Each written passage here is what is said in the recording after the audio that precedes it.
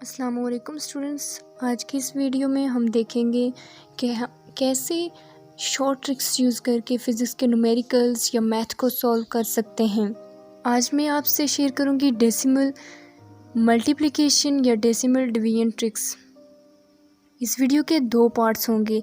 First part में हम discuss करेंगे कि डेसिमल मल्टीप्लिकेशन ट्रिक्स क्या होती हैं और दूसरी पार्ट में हम देखेंगे हम डेसिमल डिवीजन कैसे कर सकते हैं शॉर्ट ट्रिक्स को फॉलो करते हुए।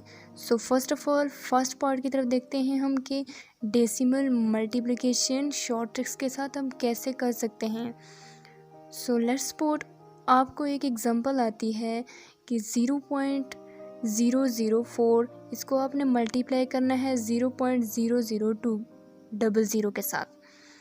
आपको सबसे पहले जो यहाँ पे एक चीज़ याद रखने की है वो ये है कि अगर पॉइंट के बाद कोई डिजिट आता है जैसे कि 2 एक है, उसके बाद जितने ज़ीरो भी आएंगे वो सारे कैंसिल हो जाएंगे, उनको हम निगलेक्ट कर देंगे, उसको हम वैल्यू में काउंट नहीं करेंगे। सो हमारे पास यहाँ पे जो रियल वैल्यू बन जाती है वो 0.002 आती है, 00 हम काउंट नहीं करेंगे। तो उसके बाद दूसरा पॉइंट ये है कि आपको सबसे पहले जो फ्रैक्शन है, जो पॉइंट है, उसको निगलेक्ट करना है। सो आपने पहले मल्टीप्लाई करना है 2 को और 4 को। 2 और 4 को मल्टीप्लाई किया, आपके पास आ जाता है आंसर 8। उसके बाद आपने पॉइंट के बाद देखना है कि कितनी वैल्यूज़ बनती हैं, उन वैल्यूज़ की जगह आपने ज़ीरो ऐड करने हैं। सो चलो काउंट करते हैं। जो फर्स्ट वैल्यू है उसमें पॉइंट के बाद आते हैं 4 डिजिट्स या 4 वैल्यूज़, 4 नंबर्स आते हैं।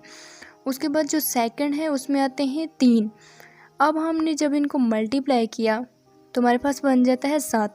यहाँ पे हम ऐसे भी लिख सकते हैं 8 × 10⁻7, या फिर हम इसको फ्रैक्शन की फॉर्म में लिख सकते हैं। फ्रैक्शन की फॉर्म में कैसे लिखेंगे, हमने 8 डिजिट लिखने हैं। जैसे कि हम लिखते हैं 8, उसके पीछे हम एक और ज़ीरो डालेंगे, फिर ज़ीरो, फिर ज़ीरो, ज़ीरो। अब जितने ज़ीरो हम डालेंगे ना, हमने 7 ज़ीरो पूरे करने, और 7 डिजिट्स पूरे करने, 8 को मिला के 7 डिजिट पूरे हो गए, उसके बाद हमने पॉइंट डाल देना है। ये आ जाता है फ्रैक्शन में आंसर। सपोज एक और वैल्यू है 0.0400, इसको आपने मल्टीप्लाई करना है 0.008 के साथ। यहाँ पे भी वही वाला रूल फॉलो करना है कि 4 के बाद जितने ज़ीरो लगे हुए हैं डिजिट के बाद, उसको आपने कैंसिल कर देना, उसको आपने निगलेक्ट कर देना, वो हो गया निगलेक्ट। अब आपने करना है मल्टीप्लाई 8 को और 4 को, 8 को और 4 को मल्टीप्लाई किया, 24 आ गया।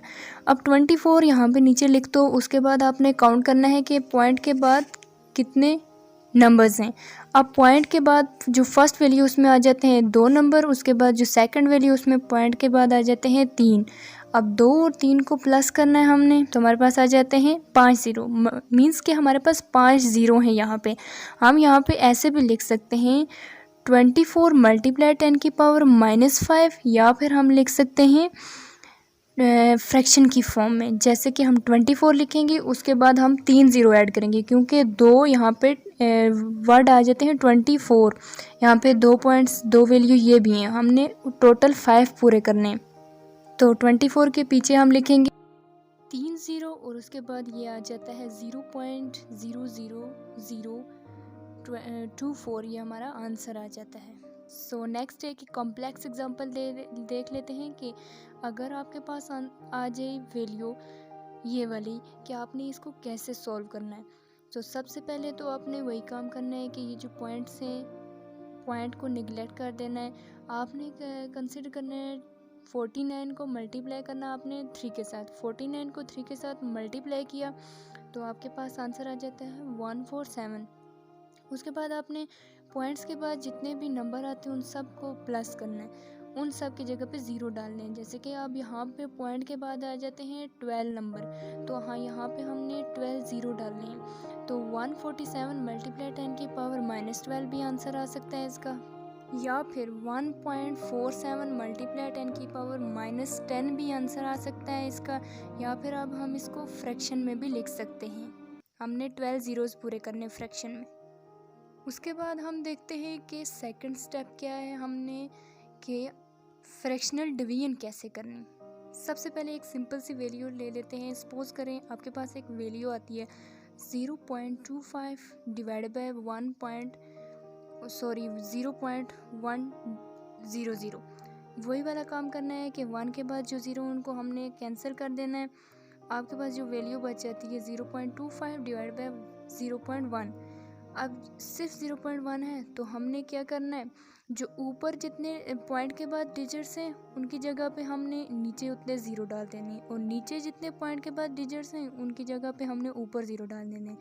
जैसे कि ऊपर है 25 है ना, ऊपर 0.25 है ना, तो उसकी जगह पे हमारे पास पॉइंट के बाद 2 वर्ड हैं, 2 डिजिट्स हैं। हम नीचे लिख देंगे 100 क्योंकि हमने 2 ज़ीरो डालने, और ऊपर लिख देंगे क्योंकि यहाँ पे नीचे जो है पॉइंट के बाद एक ही डिजिट है तो ऊपर हम 10 लिख देंगे। तो अब हमारे पास वैल्यू बन जाती है 25 डिवाइड बाय 1, और 25 डिवाइड बाय 1 आ जाता है 25। और जब हम 10 की पावर नीचे जो 100 है और 100 को हम 10 की पावर 2 भी लिख सकते हैं, ऊपर जब जाएगा तो 10 की पावर -2 बन जाएगा।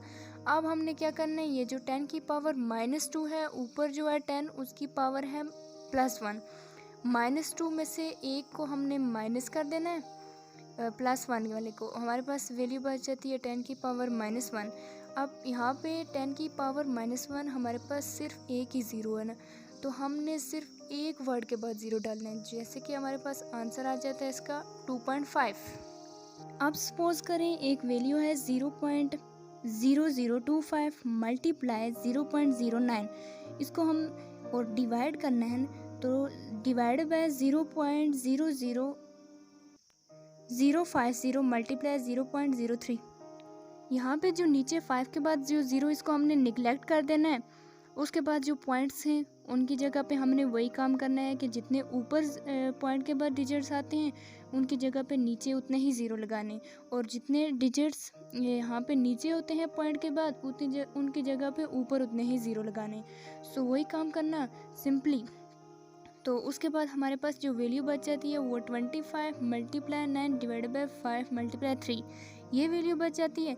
तो यहाँ पे हमने इनको कैंसल आउट करके अपना आंसर निकाल लेंगे, जैसे कि 5 1 ज़ार 5। अब अगर हम 5 का टेबल पढ़ें तो 5 5 ज़ार 25 होता है, तो 25 5 से कैंसिल, उसके बाद 3 3 ज़ार 9, तो 5 मल्टीप्लाई 3 करेंगे तो हमारे पास 15 आंसर आ जाता है। अब जो नीचे हमने डिजिट्स काउंट करके ऊपर हमने ज़ीरो लिखे वो भी 6 थे, और जो ऊपर से हमने काउंट करके नीचे ज़ीरो लिखे वो भी 6 थे।